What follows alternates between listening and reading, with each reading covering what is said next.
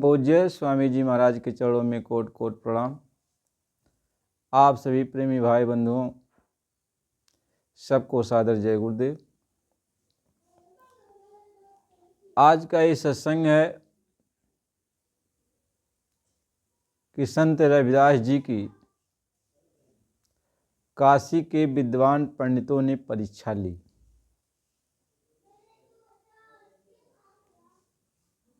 सोने की गाय को जीवित करने के लिए संत रविदास जी से आग्रह किया। यह एक मार्मिक कथा है। संत रविदास जी चमार जात के थे, जिनको लोग हरिजन जाति में गिनते हैं। वो दिन भर अपना जूता गांठने का काम किया करते थे और वो भगवान का भजन करते थे, और जो कोई भी उनके पास आता भगवान की भक्ति करने का सबको संदेश दिया करते थे। यहाँ तक कि मीराबाई भी राजघराने की, वह भी उनकी शिष्या बन गई थी। राजा पीपा भी रविदास जी के शिष्य बन चुके थे। ऐसे बहुत सारे लोग रविदास जी की वचन वाणी से प्रभावित हुए और उनसे दीक्षा प्राप्त किया।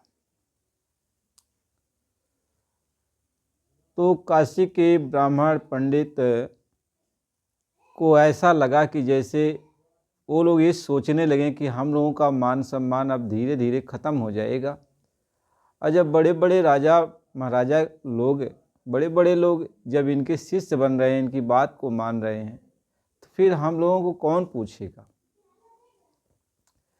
यह सोच करके काशी विश्वनाथ के प्रांगण में, विश्वनाथ मंदिर के प्रांगण में लोगों ने एक सभा किया। ब्राह्मण पंडितों ने उस सभा में यह निर्णय किया कि काशी के जो राजा हैं उनसे हम लोग एक राय मशवरा करेंगे।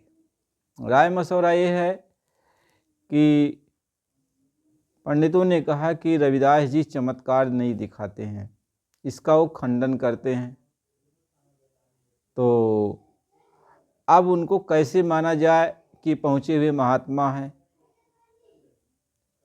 और सब लोग जो है उनको अपना गुरु बना रहे हैं, उनको अपना जो है उनसे दीक्षा प्राप्त कर उनको अपना संत सद्गुरु घोषणा करते हैं कि ये संत सद्गुरु हैं।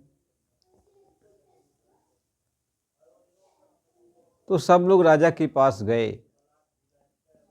सुबह सुबह राजा के पास पहुँचे, दरबार लगा हुआ था। राजा ने पूछा कि आप सभी लोग एक साथ दरबार में? तो ब्राह्मणों ने कहा कि राजन, समस्या यह है कि आज तो रविदास जी को सब लोग अपना गुरु मान रहे हैं, संत मान रहे हैं, और रविदास जी चमत्कार नहीं दिखाते हैं, चमत्कार का खंडन करते हैं। तो ये कैसे माना जाए कि पहुँचे हुए महात्मा हैं कि पहुँचे हुए महात्मा नहीं हैं? उनके पास कौन सी शक्ति है, कौन सी शक्ति नहीं है, ये कैसे जाना जाए? तो काशी के जो महाराज ने कहा कि तू क्या चाहते हो? कहें कि उनकी परीक्षा लिया जाए। कहें हम कैसे परीक्षा लिया जाएगा उनका? कहें कि आप सोने की गाय को बनवाइए,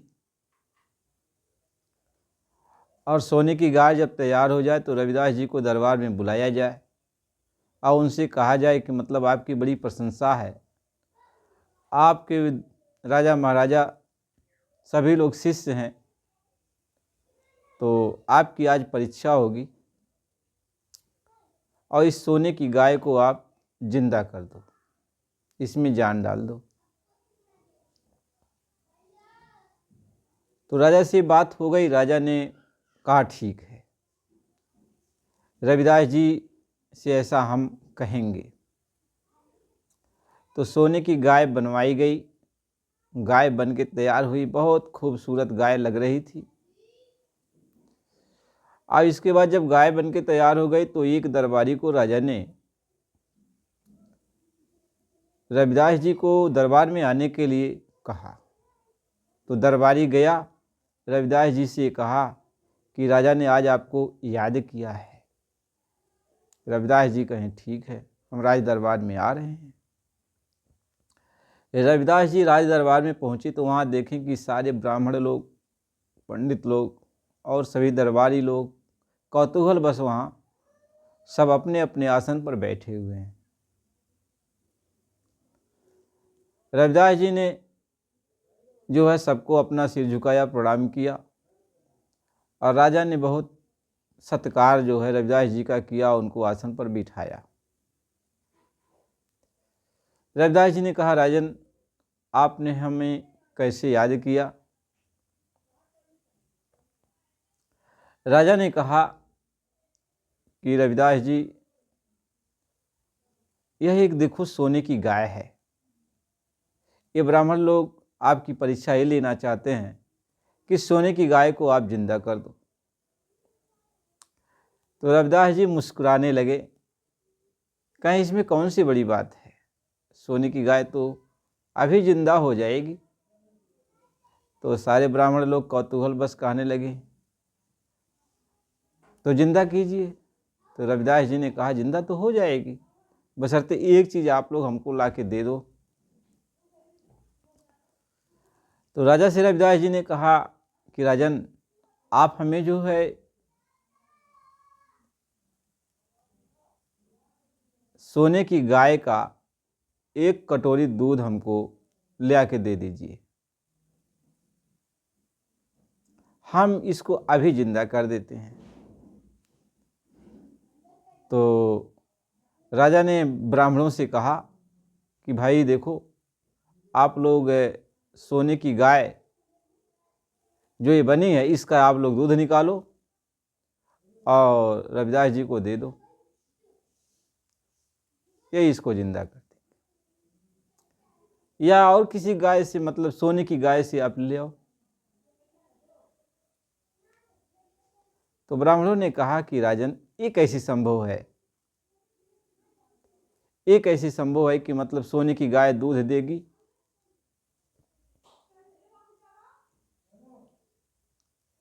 तो रविदास जी ने कहा, आप तो वेदों पुराणों के ज्ञाता हो, आप लोग वेद पुराण को कंठस्थ किए हो, सारे ज्ञान आप लोग के पास है, तो आप जब इसको जिंदा करने की बात कर रहे हो गाय को, तो आपको ये भी पता होना चाहिए कि सोने की गाय यदि जिंदा होती है तो दूध भी देती है। ऐसे बहुत सी सोने की गाय जिंदा हुई होंगी, तो उनका दूध क्यों नहीं मिलेगा? तो आप दूध ले आइए, हम इसको भी जिंदा कर देते हैं। तो ब्राह्मणों ने तो अपना सिर नीचे कर लिया, नीचे कर लिया। रविदास जी की बातों को सुन करके राजा बहुत प्रसन्न हुआ, बहुत प्रसन्न हुआ। इसके बाद जो है जितने पंडित जी लोग थे, ब्राह्मण लोग थे, सब रविदास जी से क्षमा याचना मांगने लगे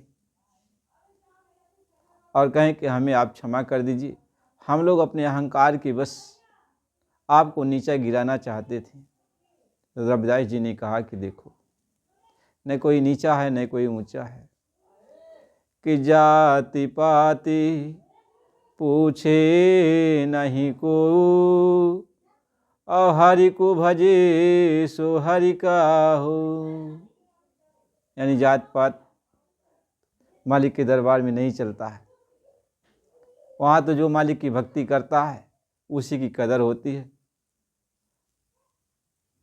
और वहाँ जात पात नहीं चलता। वहाँ मान गुमान सम्मान धन दौलत नहीं चलता कि हम राजा हैं महाराजा हैं, या हम गरीब हैं, या हम अमीर हैं, या हम जो है हमारा सुंदर शरीर है, हमारा कुरूप शरीर है, ये सब वहाँ नहीं चलता। वहाँ तो सिर्फ भक्ति चलती है, भक्ति की कदर होती है। यानी प्रभु की जो भक्ति करता है बस प्रभु उसी को जो है अपना लेते हैं। अब किसी भी जात का हो, इसलिए कहा जाति न पूछे संत की, अपूछ लीजिए ज्ञान, अमोल करो तलवार की, और पड़ा रहने दो म्यान। इसलिए महात्माओं की कोई जात नहीं होती, उनकी जात पात मत पूछो, बस उनके अंदर जो ज्ञान है उस ज्ञान को ले लो। वो जो आपको उपदेश देते हैं, भगवान से मिलने का जो मार्ग बताते हैं, भक्ति का जो मार्ग देते हैं, उस मार्ग पर आप चलो, उनसे ज्ञान ले लोगे। यही आपकी होशियारी है, यही आपकी समझदारी है। और महात्मा जब मिल जाते हैं और वो आपको ज्ञान देते हैं, और ज्ञान का प्रकाश आपके अंदर जब फैलने लगता है तो सारे अंधकार अपने आप खत्म हो जाते हैं, आप स्वयं ज्ञानी बन जाते हो। ज्ञानी का मतलब यही होता है कि रोशनी, आपके अंदर ज्ञान हो गया, रोशनी आ गई। जब रोशनी आ गई तो अंधेरा खत्म हो जाएगा, और जो चीज़ जहाँ पर जैसे है वो चीज़ दिखाई पड़ने लगता है। तो कहते भैया हमको ज्ञान हो गया, ज्ञान हो गया। कह सूझई राम चरित मनि मानिक, अगुप्त प्रगट जग जो जय खानिक। कहें तब सूझने लगता है कि कौन भगवान कहाँ गुप्त हैं, कहाँ प्रगट हैं, कौन चीज़ गुप्त है, कौन चीज़ प्रगट है, कौन सही है, कौन नहीं सही है। तो बस तो ज्ञान आपके अंदर आ जाए, और ज्ञान जब संत महात्मा देते हैं तो उसको ले लेना चाहिए, कोई भी ज्ञान हो।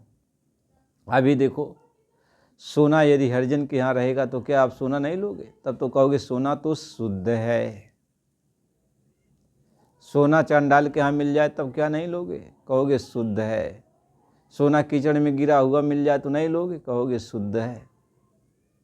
तो महात्मा ये समझाते हैं, ऊंच नीच घर जन्म ले तऊ संत का संत। जिसके अंदर वो परमात्मा की भक्ति है, वह किसी भी जात में हो, वह संत ही है, वह ऊंचा है, वह ऊंचा है। महात्मा इस बात को समझाते हैं। इसलिए सबको चाहिए जात पात से ऊपर उठकर भक्ति मार्ग को अपनाओ। आपको कहीं भी ज्ञान मिलता है, ब्राह्मणों में ज्ञान मिल जाता वहाँ ले लो, क्षत्रिय में ज्ञान मिल जाता वहाँ ले लो, वैश्य में ज्ञान मिल जाता वहाँ ले लो, शूद्र में ज्ञान मिल जाता वहाँ ले लो। जात पात से मतलब नहीं है, हिंदू मुसलमान से मतलब नहीं है, सिख ईसाई से मतलब नहीं है, मतलब उस ज्ञान से है, उस भक्ति से है। वह भक्ति आपको मिलना चाहिए। जब तक भक्ति नहीं मिलेगी, आप ऊंचे खानदान में वालों के पास जाकर ज्ञान लोगे और ज्ञान आपके अंदर उजाला ही नहीं करेगा। आप अंधेरे के अंधेरे, बताओ आपको कोई बैटरी दे दे, कहे कि ले जाओ, और अंधेरा में आप इसी बैटरी से जो उजाला कर लेना। अब अंधेरा में आप पहुंच गए हो, अंधेरी कोठी में चले गए और बैटरी आपके हाथ में है। आप बैटरी को जो है बार रहे हो, बैटरी को ऑन कर रहे हो, लेकिन उसमें से उजाला ही नहीं हो रहा। बैटरी हाथ में भी है, बटन भी आप उसको दाबे हो कि उजाला हो जाए, रोशनी निकले, तो बैटरी से रोशनी नहीं निकल रही। तो दुनिया का ऐसा ज्ञान है। लोग तो ज्ञान तो देते हैं, यानी बैटरी तो देते हैं रोशनी करने के लिए, लेकिन जब अंधेरा आ जाता है तब वो बैटरी जो है जलती नहीं है। इसलिए महात्मा समझाते हैं तुम्हें ऐसी बैटरी की जरूरत पड़े जो दिन में भी उजाला करे और रात में भी उजाला करे। यानी दिन में उसको देखो कि ये जल रही है कि नहीं जल रही है। जब दिन में उसको बार कर देख लोगे तब कहोगे हाँ ये रात में भी जलेगी। इसलिए कहा जब कोई संत सद्गुण मिल जाता है तो उससे ज्ञान ले लो, तो उस ज्ञान से अपने अंदर टटोलो कि हमें कुछ समझ में आ रहा है कि नहीं आ रहा, हमारी भक्ति आगे बढ़ रही है कि नहीं बढ़ रही, हम प्रभु के प्रति कितना जो है समर्पित हो रहे हैं, प्रभु के प्रति हमारा भाव बन रहा है कि नहीं बन रहा।